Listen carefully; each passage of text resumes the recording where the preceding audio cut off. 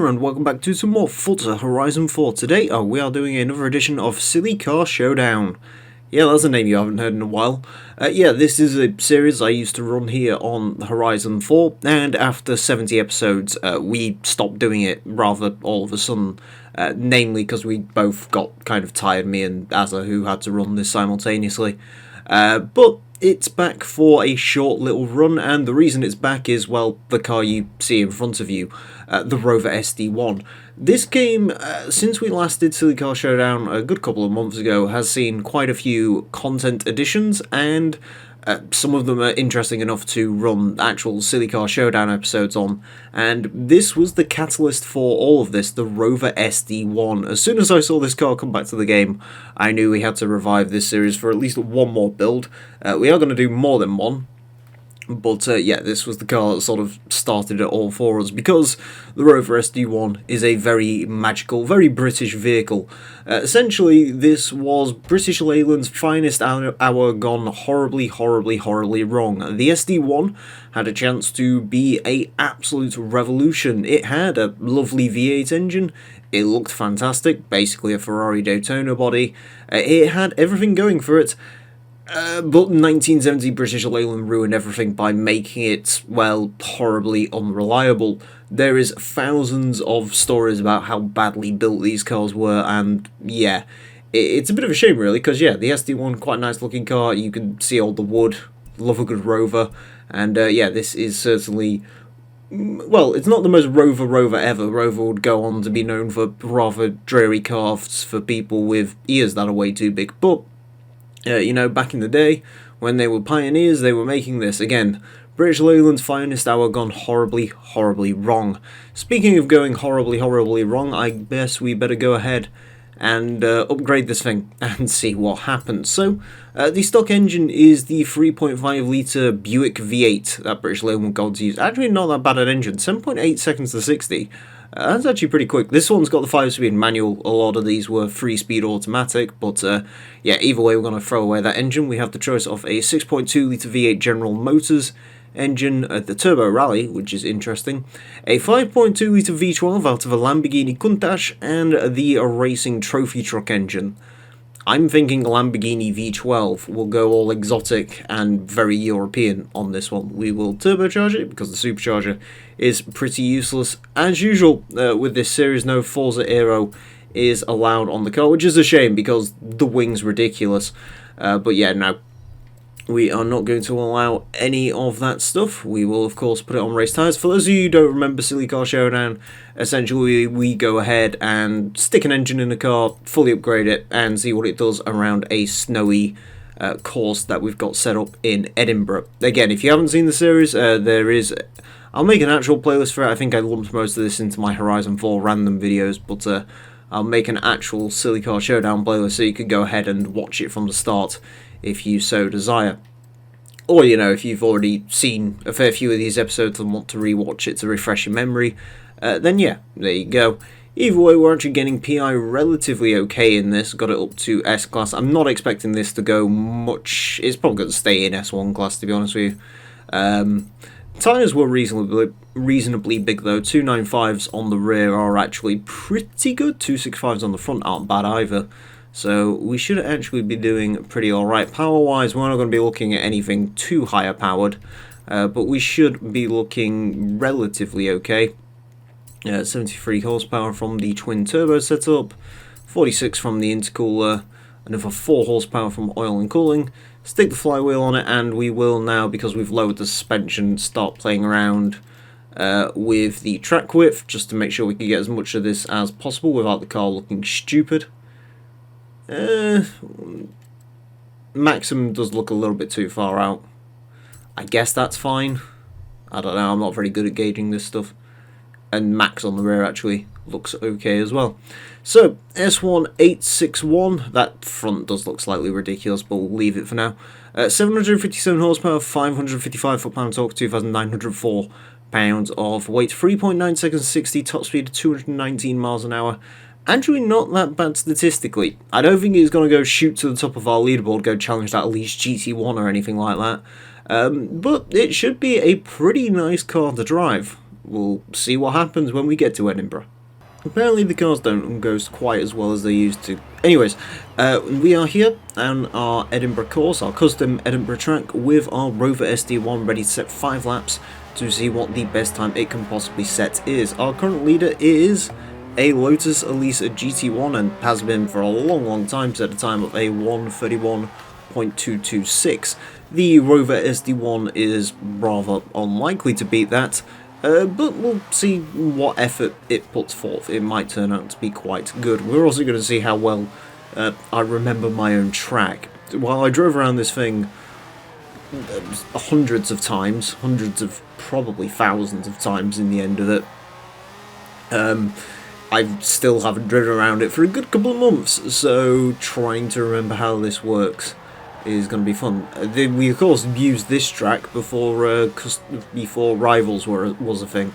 If Rivals was a thing in the base game, then we'd probably have, well, I'd found a much easier way to record this than I do currently. I'd also remember to turn off the HUD elements, which apparently I haven't done, but never mind, it's fine, I guess. But yeah, no. The way we did this is essentially I created this course in the custom track maker thing, which I used all of once to create this, and that's all I ever used it for. So we used it to create this, and essentially what I had to do is run a PvP lobby, have someone with me, have them come into the lobby, and then just back out immediately, and then I'd be able to roam on my own. Again, nowadays we have Rivals. In all honesty, if we had Rivals from the start, well, in fairness, if we had Rivals from the start, I'd probably have done just a standard time trialing series over Silly Car Showdown, but there you go. Such is the way of the beast. I would have probably used a normal track given this, but never mind. This is what we are served with. This first lap usually doesn't matter, 1:52.480, of course. The car is not moving, really, on the start of that first lap. So, it doesn't really matter all that much. I guess in the terms of the Mercedes, it probably won't be too bad, but in terms of this Rover, which, being rear-wheel drive, trying to get it off the start line, is a little bit more problematic. Although, I will say, the Rover itself, not actually problematic, actually quite a nice car to drive, all in all. You know, a 900... Sorry, actually, this isn't making 900... This is mainly making, like, 700 horsepower. So I guess I shouldn't be too surprised. Again, it does have pretty big rear tyres for what it is. But, I mean, you know, very old chassis. Old engine, but old chassis nonetheless. How much are we? 757 horsepower, so yeah. We're hardly, you know,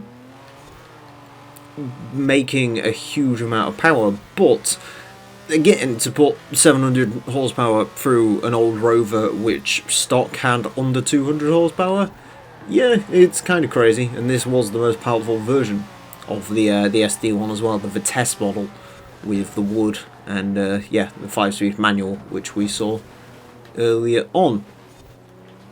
So, I guess while I've got a car as nice as this, I should pretty much explain sort of the whole Silly Car Showdown absence. Essentially, what happened with this series is we just got tired of it. After 70 odd episodes, there's only so many times I can swap the same... Don't get me wrong, this game does have quite a lot of engine swaps, and a lot of them are unique and fun. But there's only so much I could play this game. Bear in mind, I was having to play this game every week to get all the new content drops and all that crap.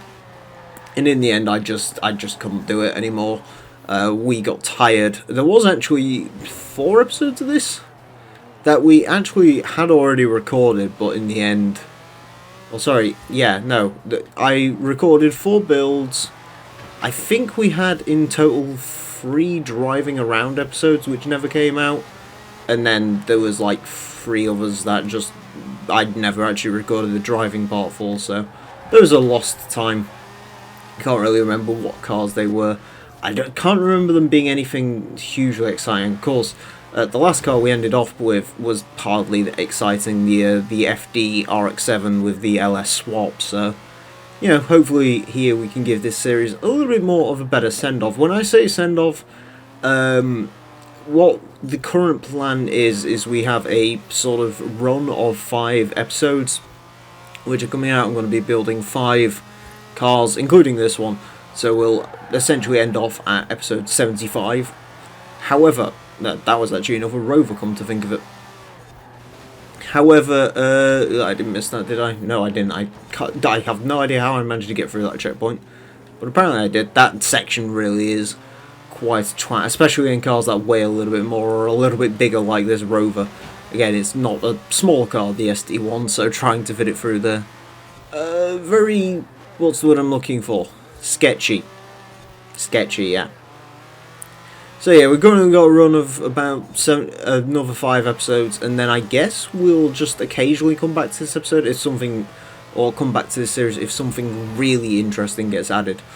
Like, really, really interesting. We did actually do a pretty good job of covering most of the interesting, unique vehicles in this game beforehand. Again, we've got 70 episodes if you want to, you know, if you're thinking about a specific car, go back through those 70 episodes and it might very well be there. I'm sure there's some stuff we missed, you know, the tractor we missed. I think, did I do both peels? I might have done both the peels, I don't remember. Some other stuff we didn't get to, but yeah, it was a bit of a shame as well, because this was a request-driven series. We did have a lot of car requests, and I still do, so, you know, if for some reason I get a real itch to come back to the series fully, then, you know, I've got no shortage of car requests, but yeah, it's just, in the end, we sort of had enough of it. In fairness to everyone that requested cars, I think pretty much everyone that did at least got one of their cars featured in the end, or more than one in some cases. You know, we had Inferno, Lotus as well. Lotus, actually, ironically enough, I think Lotus was one of the very first people to request cars. He requested that GC40 with the EcoBoost engine that owned the leaderboard for a bit. And yeah, he got his Lotus to the top of the leaderboard, and he was actually the last person to request anything. These 5 haven't really been requested per se. I think one of them actually might have been. I do still have the request sheet, so I'll go have a look. But yeah, one of the cars in this current run has been requested previously. But yeah, we'll have a look into that and see. But so far, 5 episodes are the planned total number, and we'll see what we can do after that one. So yeah, this Rover not looking to be the quickest, and I think I've just cocked that up a little bit, getting it sideways. To be honest with you, it's one of those really bad situations where a car is really nice to drive, but really there's just not a lot of speed in it. Again, you know, 700 horsepower, the chassis isn't massively sharp. Nice car to drive, just not particularly quick under any aspects. You know, again, some of these corners, I remember timing corner speeds. I end up doing stuff like that when I've done so many of these. You know, like Top Gear track, I can time various sections of the track, or stuff like that. You know, down here I remember we got some cars up to 170 miles an hour. Some cars were doing like 70, 80 miles an hour around that corner there. So yeah, Rover not quite going to be as quick as that, but it's, yeah, a really nice car to drive. A little bit loose in some aspects, I guess. You know, it's not a super tight racing machine per se, but certainly not a bad vehicle to drive. Not a lot of torque, which maybe it really should have probably downshifted to first for that section there, but never mind, such is the nature of the beast on this one. And as we come around the sort of town hall, I guess, or maybe it's a cathedral or something, I don't know, up the hill, one final bit. I don't think this lap is going to be any quicker for the Rover. No, a 1:49.459 is the final time for the Rover. I mean, it's on the lower end of the leaderboard, but it's still not massively low down in terms of cars in this series. So, the Rover SD1. I haven't thought of a witty nickname for this. I usually think of a nickname for cars in this series. I'm sure I'll figure something out for it. But anyways, The Rover SD1 goes into, let's just plop it in here, 52nd place. It goes in between the Ferrari Rama, which is actually surprisingly quite good, and the Quartz Regalia D-Type. It is quicker than the EK9 Civic, the Morris Turbo Traveller, the Acura RSX, the TVR Speed 12, a stock one, I should point out. Slightly slower than Civic RS, AMC, Gremlin, Datsun 240Z, BMW 2002 Turbo. Yeah, did pretty alright. Actually, for a car like this, we haven't had a lot of sort of lower horsepower builds, but, I mean, you know, comparing it to some of the older cars from this type of era, you know, the MGB, the Imp, the Transit van, it actually did pretty alright, so, yeah, there you go. Anyway, thank you all very much for watching this edition of Silly Car Showdown, and until next time, farewell.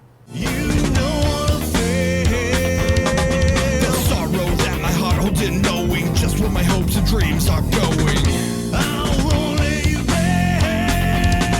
got up in a war that you are not part of. Eyes on the slit of your father with love.